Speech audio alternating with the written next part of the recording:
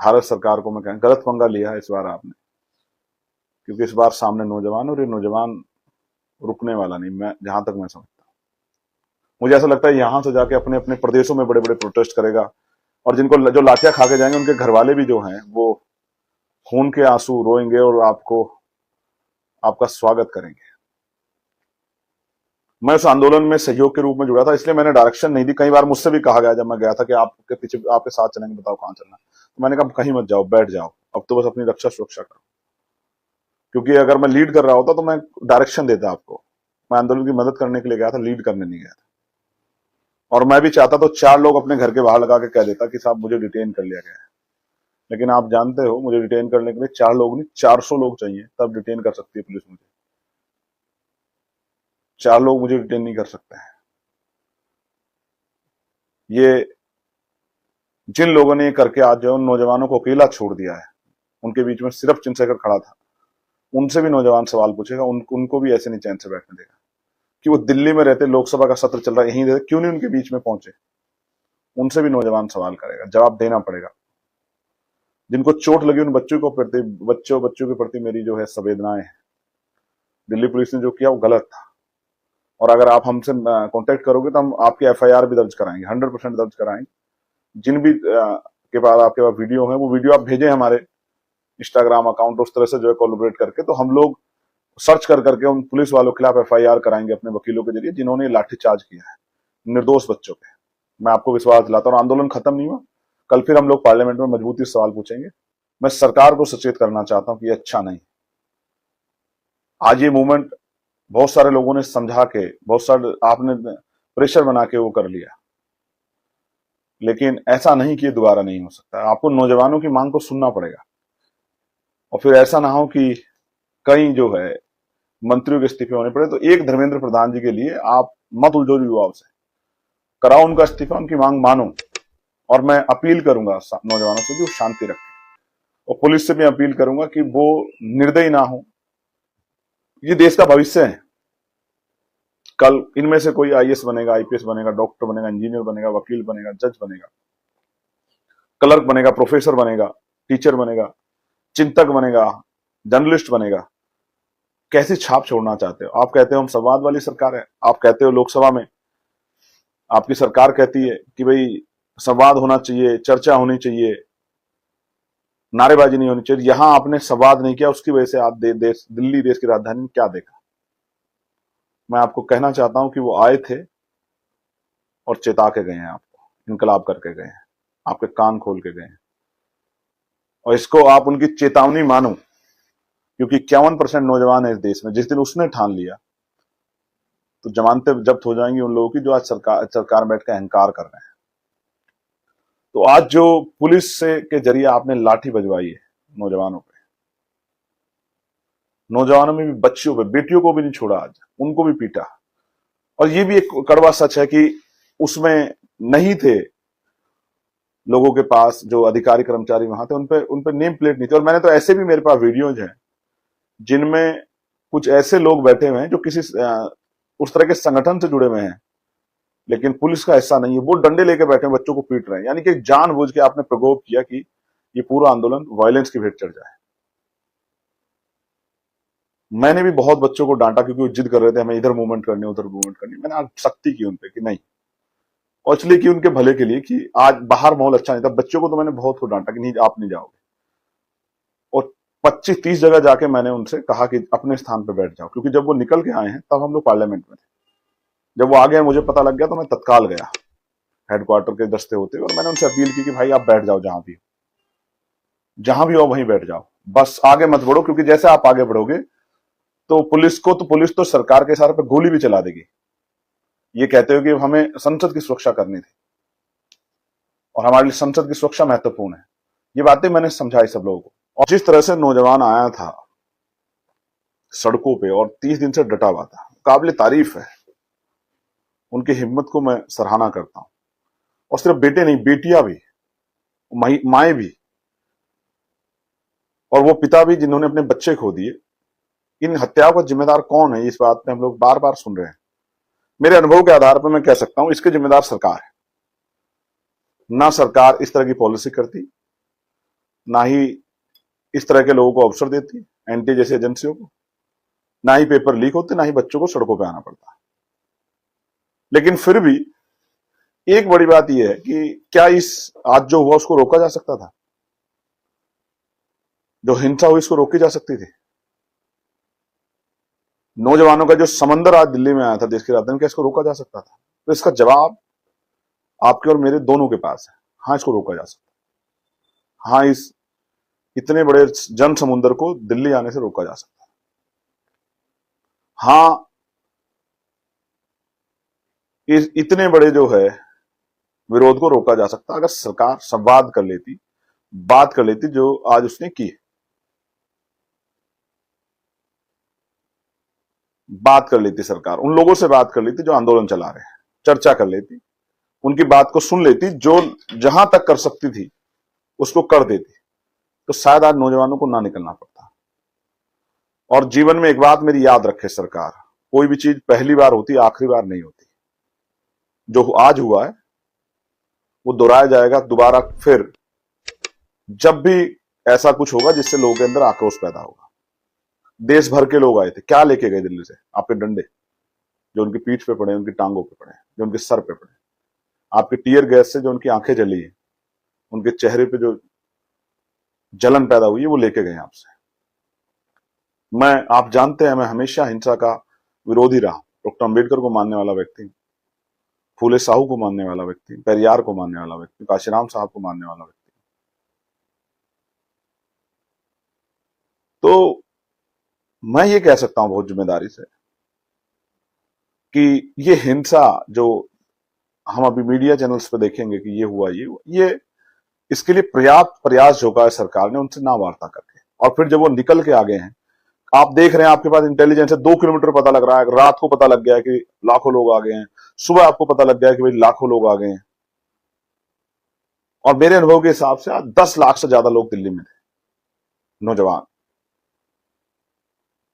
आपके पास तो इंटेलिजेंस है, इतनी विजिलेंस है, इतनी एजेंसियां हैं, सीबीआई है, आपको तो मुझसे ज्यादा पता होगा कितने लोग हैं, कितने लोगों में बेचैनी है। आप तो सोशल साइट सब चीजों को वो करते हो, ये दिल्ली है, देश की राजधानी, सारे जो है स्पेशल चार्ज लेके सब कुछ आपको सब पता था। आप कल रात में वार्ता करते, आप आज वार्ता करते, आप सुबह वार्ता करते, लेकिन आपने नहीं की, क्योंकि आप चाहते थे प्रोटेस्ट हो। क्योंकि जब तक वो पीसफुल प्रोटेस्ट वहां था, तब तक आपको समझ आ रहा था कि जब तक इसमें हिंसा नहीं होगी तो आप इन पे आरोप नहीं लगा पाओगे, इनको हटा नहीं पाओगे। जबकि ये भी सच है कि मैंने ये बात, जब वो मुझसे मिलने आए, मुझे निमंत्रण देने, मैंने उनसे कही थी कि पहलवान बिट्टियों के समय में भी ऐसा हुआ था। जब उन्होंने जंतर मंतर छोड़ा था तो दोबारा बैठ नहीं पाए उस पर। और किसी भी आंदोलन की शक्ति होती है उसकी उसकी शालीनता, उसकी शांति, उसका अनुशासन। तो आज जो पुलिस से के जरिए आपने लाठी बजवाई है नौजवानों पे, नौजवानों में भी, बच्चियों पे, बेटियों को भी नहीं छोड़ा, आज उनको भी पीटा। और ये भी एक कड़वा सच है कि उसमें नहीं थे लोगों के पास, जो अधिकारी कर्मचारी वहां थे, उनपे नेम प्लेट नहीं थी। और मैंने तो ऐसे भी, मेरे पास वीडियोज हैं जिनमें कुछ ऐसे लोग बैठे हुए हैं जो किसी उस तरह के संगठन से जुड़े हुए हैं, लेकिन पुलिस का हिस्सा नहीं है, वो डंडे लेके बैठे हैं, बच्चों को पीट रहे हैं। यानी कि जानबूझ के आपने प्रकोप किया कि ये पूरा आंदोलन वायलेंस की भेंट चढ़ जाए। मैंने भी बहुत बच्चों को डांटा, क्योंकि वो जिद कर रहे थे हमें इधर मूवमेंट करनी, उधर मूवमेंट करनी। मैंने आज सख्ती की उनपे कि नहीं, और इसलिए कि उनके भले के लिए, कि आज बाहर माहौल अच्छा नहीं था। बच्चों को तो मैंने बहुत को डांटा कि नहीं, आप नहीं जाओगे। और 25-30 जगह जाके मैंने उनसे कहा कि अपने स्थान पर बैठ जाओ, क्योंकि जब वो निकल के आए हैं तब हम लोग पार्लियामेंट में थे। जब वो आ गए, मुझे पता लग गया, तो मैं तत्काल गया हेडक्वार्टर के दस्ते होते, और मैंने उनसे अपील की कि भाई आप बैठ जाओ, जहां भी हो वहीं बैठ जाओ, बस आगे मत बढ़ो। क्योंकि जैसे आप आगे बढ़ोगे तो पुलिस तो सरकार के सर पर गोली भी चला देगी। ये कहते हो कि हमें संसद की सुरक्षा करनी थी और हमारे लिए संसद की सुरक्षा महत्वपूर्ण है। ये बातें मैंने समझाई सब लोगों को और बिठाया। और मैं धन्यवाद देता हूं उन बच्चों का जिन्होंने चाहे भले ही डांट भी खाई हो, लेकिन मेरी बात को माना और वो एक जगह पर रुक गए। लेकिन आज का जो जोश था नौजवानों में, जो उनके मन के भाव थे, जिस तरह के, मैं समझता हूं कि जिस तरह की चीजों से वो निकल के आए हैं, जो उनके मन में चल रहा है, मैं सरकार को सचेत करना चाहता हूं कि ये अच्छा नहीं। आज ये मूवमेंट बहुत सारे लोगों ने समझा के, बहुत सारे आपने प्रेशर बना के वो कर लिया। लेकिन ऐसा नहीं कि ये दोबारा नहीं हो सकता। आपको नौजवानों की मांग को सुनना पड़ेगा, और फिर ऐसा ना हो कि कई जो है मंत्रियों के इस्तीफे होने पड़े। तो एक धर्मेंद्र प्रधान जी के लिए आप मत उलझो युवाओं से, कराओ उनका इस्तीफा, उनकी मांग मानो। और मैं अपील करूंगा नौजवानों से भी वो शांति रखें, और पुलिस से भी अपील करूंगा कि वो निर्दयी ना हो। इन नौजवानों को, ये भारतीय नौजवान, इनके साथ गुंडों जैसा, अपराधियों जैसा व्यवहार ना करें। ये देश का भविष्य है। कल इनमें से कोई आईएएस बनेगा, आईपीएस बनेगा, डॉक्टर बनेगा, इंजीनियर बनेगा, वकील बनेगा, जज बनेगा, क्लर्क बनेगा, प्रोफेसर बनेगा, टीचर बनेगा, चिंतक बनेगा, जर्नलिस्ट बनेगा। कैसी छाप छोड़ना चाहते हो? आप कहते हो हम संवाद वाली सरकार है, आप कहते हो लोकसभा में आपकी सरकार कहती है कि भाई संवाद होना चाहिए, चर्चा होनी चाहिए, नारेबाजी नहीं होनी चाहिए। यहां आपने संवाद नहीं किया, उसकी वजह से आप दिल्ली देश की राजधानी में क्या देखा? मैं आपको कहना चाहता हूं कि वो आए थे और चेता के गए हैं, आपको इनकलाब करके गए हैं, आपके कान खोल के गए हैं, और इसको आप उनकी चेतावनी मानो, क्योंकि 51% नौजवान है इस देश में। जिस दिन उसने ठान लिया तो जमानतें जब्त हो जाएंगी उन लोगों की जो आज सरकार में बैठ के अहंकार कर रहे हैं। मैं उन युवाओं को धन्यवाद देता हूं जो अपने हक अधिकार के निकले, और आज उन्होंने साबित कर दिया। जो बार बार कहा जाता है कि भारतीय नौजवान जो है वो धर्म की चाशनी में डूबा हुआ है और उसको फर्क नहीं पड़ता, उसके अधिकार छिन जाए, वो लूट जाए, नहीं नहीं, ऐसा नहीं। आज युवाओं ने अपने विरोध को जाहिर किया है, क्योंकि एक संगठन के लोग नहीं थे, एक क्षेत्र के लोग नहीं थे, पूरे देश के लोग आए थे। अलग भाषा को समझने वाले लोग थे, लेकिन सबकी एक ही वो थी कि free and fair examination policy होनी चाहिए। और ऐसे शिक्षा मंत्री जो जिनके रहने के बावजूद, शिक्षा मंत्री रहने के बावजूद बार बार पेपर लीक हो रहे हैं, घोटाले हो रहे हैं, ऐसे शिक्षा मंत्री को शिक्षा मंत्री नहीं रहना चाहिए। और मैं भी आपसे डिमांड करता हूं, हम लोग पार्लियामेंट में भी डिमांड करेंगे, जिन बच्चों ने सुसाइड किया है उसके दोषी, उसके जो छींटे, उसके जो खून के दाग हैं, वो शिक्षा मंत्री के कपड़ों पे हैं, कुर्ते पे हैं। उनको जवाब देना पड़ेगा। और अगर नैतिकता होती उनके अंदर, जैसे पहले भी कई बार इस तरह की चीजें हुई हैं, तो नैतिक आधार पर इस्तीफे दिए जाते थे। अब वो नैतिकता नहीं रही। गलत पंगा लिया आपने, सरकार, भारत सरकार को मैं कहें, गलत पंगा लिया है इस बार आपने, क्योंकि इस बार सामने नौजवान, और ये नौजवान रुकने वाला नहीं, मैं जहां तक मैं समझता हूं। मुझे ऐसा लगता है यहां से जाके अपने अपने प्रदेशों में बड़े बड़े प्रोटेस्ट करेगा, और जिनको जो लाठियां खा के जाएंगे उनके घर वाले भी जो हैं वो खून के आंसू रोएंगे और आपका स्वागत करेंगे। मैं उस आंदोलन में सहयोग के रूप में जुड़ा था, इसलिए मैंने डायरेक्शन नहीं दी। कई बार मुझसे भी कहा गया जब मैं गया था कि आपके पीछे, आपके साथ चलेंगे, बताओ कहां चलना। तो मैंने कहा कहीं मत जाओ, बैठ जाओ, अब तो बस अपनी रक्षा सुरक्षा करो। क्योंकि अगर मैं लीड कर रहा होता तो मैं डायरेक्शन देता आपको। मैं आंदोलन की मदद करने के लिए गया था, लीड करने नहीं गया था। और मैं भी चाहता तो 4 लोग अपने घर के बाहर लगा के कह देता कि साहब मुझे डिटेन कर लिया गया है। लेकिन आप जानते हो मुझे डिटेन करने के लिए 4 लोग नहीं, 400 लोग चाहिए, तब डिटेन कर सकती है पुलिस मुझे। 4 लोग मुझे डिटेन नहीं कर सकते हैं।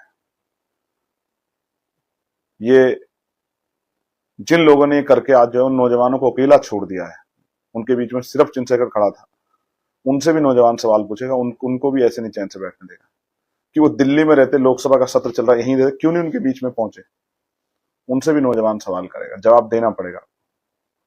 जिनको चोट लगी उन बच्चों के प्रति मेरी जो है संवेदनाएं हैं।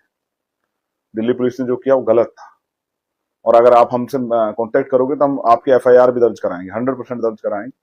जिन भी के पास आपके पास वीडियो है, वो वीडियो आप भेजें हमारे इंस्टाग्राम अकाउंट, उस तरह से जो है कोलैबोरेट करके, तो हम लोग सर्च कर करके उन पुलिस वालों के खिलाफ एफआईआर कराएंगे अपने वकीलों के जरिए, जिन्होंने लाठीचार्ज किया है निर्दोष बच्चों पे। मैं आपको विश्वास दिलाता हूं, आंदोलन खत्म नहीं हुआ। कल फिर हम लोग पार्लियामेंट में मजबूती से सवाल पूछेंगे। हम लोग तैयार हैं आपकी इस लड़ाई को मजबूत करने के लिए। आप लोग भी कमर कस के रखो। और जो पीड़ा आज आपको पहुंची उसके लिए मुझे खेद है, लेकिन खेद इस सरकार को व्यक्त करना चाहिए। मन की बात करने वाले हमारे प्रधानमंत्री जी को करना चाहिए, हमारे शिक्षा मंत्री जी को करना चाहिए। वो आज मुस्कुरा रहे थे सदन में और बच्चे लाठी खा रहे थे। समय समय की बात है, आप जाओगे इनके बीच में वोट मांगने के लिए, क्योंकि चुनाव तो आपको लड़ना ही है ना। महंगाई, बेरोजगारी, भुखमरी और तमाम परेशानियों से जनता लड़ रही है, आपको तो चुनाव लड़ना, आप जाओगे इनके बीच में, ये नौजवान भूलेंगे नहीं आपको, मेरी बात को आप याद रखना। और वास्तविकता में सच्चे नौजवान होंगे तो वास्तविकता में नहीं भूलेंगे, और जब आपका नंबर आएगा आप जाओगे हाथ फैला के मांगने, तो ये तब आपका स्वागत करेंगे, याद रखना। आपने मुझे सुना, धन्यवाद। मेरी बहुत सारी मंगल कामनाएं, आपसे बात करने का मन था और आपको बताने की का मन था कि किस तरह का जो है आज का पूरा दिन रहा। और मैं जिन लोगों को डांटा हूं, मुझे सुन रहे, उनको भी मैं खेद प्रकट करूंगा, क्योंकि मेरे मन में उनको डांटने के अलावा मेरे पास कोई रास्ता नहीं था। मैं आपको झोंक नहीं सकता था उस तरफ जहां आंसू गैस के गोले चल रहे थे, जहां प्लेट गन चल रही थी, जहां लाठियां चल रही थी, वहां नहीं झोंक सकता था। इसलिए मैं आपके बीच में खड़ा था। जितनी जगह पे लाठी चार्ज, मैंने वहां जाके अधिकारियों के बीच में खड़े होकर कहा कि बच्चों को लाठी मत चला। मैंने पूरी कोशिश की जो मैं कर सकता था।